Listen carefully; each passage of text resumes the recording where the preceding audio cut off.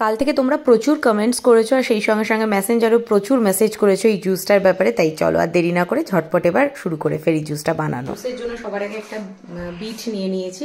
আচ্ছা, আমার থেকে কম এবার এটা রেসিপিটা দেখিও।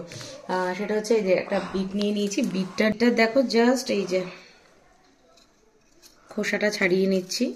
এটা এই যে বিটটা খোসা ছাড়িয়ে নিয়েছি। এবার এটাকে ছোট ছোট টুকরো করে মিক্সির জারের মধ্যে দিয়ে দিচ্ছি।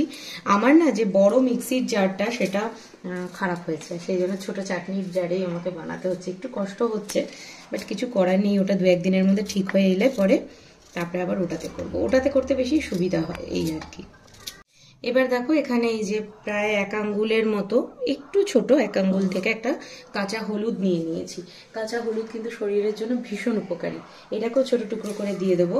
আর এখানে বলে রাখি, সেটা হচ্ছে আমি আজকে সকালবেলা ঘুম থেকে উঠেই দেখলাম একটা ভাই কমেন্ট করেছে, নামটা আমার মনে নেই, যে বিটরুট মানে বিটটা সুগারের জন্য খারাপ, সুগারটা বেড়ে যাবে।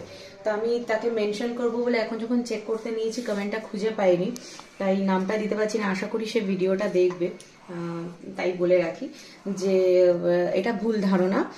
সুগারের কিন্তু মানে ইভেন আমিও এই জুসটা অনেকগুলো কারণে খাই, শুধু স্কিন বা হেয়ারের জন্য নয়, আমার সুগার লেভেলটাকেও ঠিকঠাক রাখার জন্য খাই। আমি স্ক্রিনে দিয়ে দিচ্ছি বিটের কি বেনিফিট আছে আর ডায়াবেটিসের উপর বিটের কি প্রভাব আছে সেটা দিয়ে দিচ্ছি। তোমরা একটুখানি পজ করে ভিডিওটা দেখে নিও, তাহলেই বুঝতে পারবে। এটা কিন্তু সুগারের রুগীরাও আরামসে খেতে পারবে। তো যাই হোক, এই গেল। এবার দেখো আমি এখানে 3টে আমলা নিয়ে নিয়েছি, আমলকি ধুয়ে নিয়েছি। এটাকেও এর মধ্যে ছোট ছোট টুকরো করে কেটে দিয়ে দেবো।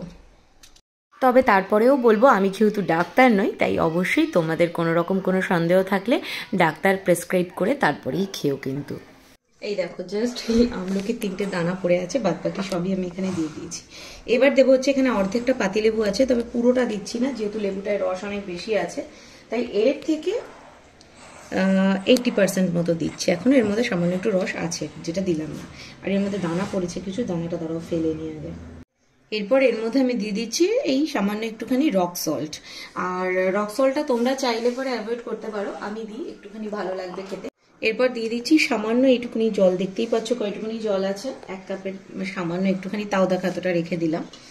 এবার এটাকে ব্লেন্ড করে নেব আমি।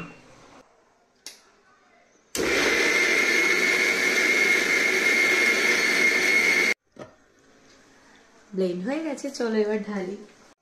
এবার যে কাজটা করব সেটা হচ্ছে একটু ছেঁকে নিতে হবে জুসটা। সেই জন্য এই যে ন্যাকড়া নিয়ে নিয়েছি। ন্যাকড়া না, এটা কিন্তু রুমাল।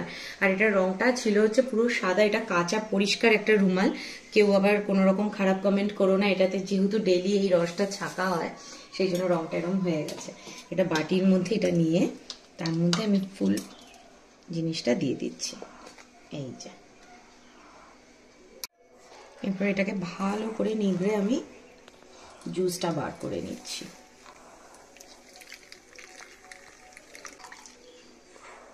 এটা ভীষণ উপকারী একটা ড্রিঙ্কস। মানে এটা সপ্তাহে রোজ খেতে হবে না, সপ্তাহে যদি 3 দিনও খাও অল্টারনেটিভ ডেতে, তাহলে পরেও স্কিনে যেরকম সুন্দর গ্লো আসবে, অ্যাকনে পিম্পল এইগুলো থাকলে পরে কেটে যাবে। সেই সঙ্গে সঙ্গে চুলটাও কিন্তু দারুণ সুন্দর হবে। আমার যারা ভিডিও দেখো তারা তো দেখেইছো, আর নতুন করে কিছু বলা নেই। আমি কিন্তু খুব বেশি পার্লারে যাওয়া বা খুব বেশি এই গ্রুমিং এর কাজ টাজগুলো করি না, আমি এগুলো খাই, এতে করে অনেকটা উপকার হয়।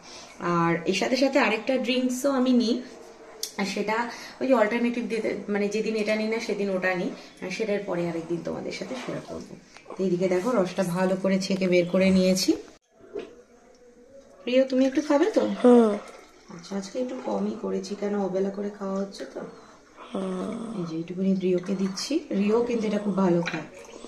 বাচ্চাদের তো খুব বেশি দেওয়াটা দরকার নেই। আজকে যেহেতু জুসটা একটু কম হয়েছে, অন্যদিন এটা আরেকটু আমি বাড়াই, বাট প্রপোর্শনটা এরকম রাখবে। একটা বিট হলে 3টে আমলা, তার সঙ্গে যেরকম পুরোটা দেখিয়েছি পুরো এরকম। তো অন্যদিন আরেকটু বেশি পরিমাণে রাখি। আজকে যেহেতু মানে গতকালই খেয়েছি, আজকে ভিডিও করার জন্য তোমাদেরকে দেখানোর জন্যই খাচ্ছি, সেই জন্য এটা একটু অল্প পরিমাণে নিয়েছি। এই যে, আর রিওকে মোটামুটি এটা 1/2 কাপ নয় 1 কাপ দিই অন্যদিন। তো আমি এর মধ্যে আর কিছু নেব না, বাট রিওর খেতে যাতে অসুবিধা না হয় সেই জন্য একটু মধু দিয়ে দেবো এর মধ্যে। তোমরা চাইলে একটু মধু অ্যাড করে খেতেই পারো, কোনো অসুবিধা নেই। এই যে জাস্ট 1 টিস্পুন মধু এর মধ্যে দিয়ে নাও। তারপরে খাবে।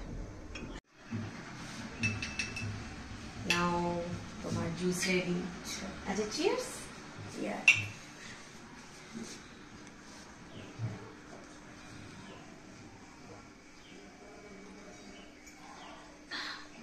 খেতে অমৃত বলবো না, বাট খাওয়াই যায়, কোনো অসুবিধা নেই। দেখো রিও খেয়ে নিল, হয়ে গেছে। চলো এবার মুখ ধুয়ে নাও, আর স্কুলের ড্রেস ছাড়ো, স্নান করো। আমারও স্নান, পুজো দাও, অনেক কিছু বাকি আছে। বাই দ্য ওয়ে, জুসটা মুখে লেগে আছে না লাল লাল, দাঁড়াও ধুয়ে নি মুখটা। জুসের রেসিপি তো শেয়ার করে দিলাম, আর কালকে বা পরশুদিন অল্টারনেটিভ যেটা সেটাও শেয়ার করে দেবো। আর রিওর ফেভারিট আজকে এই যে উদয়পুর বিচের স্টাইলের কাঁকড়া ফ্রাইটা বানিয়েছি। এই কাঁকড়া কার কার পছন্দ অবশ্যই কমেন্ট করে জানিও। চলো টাটা।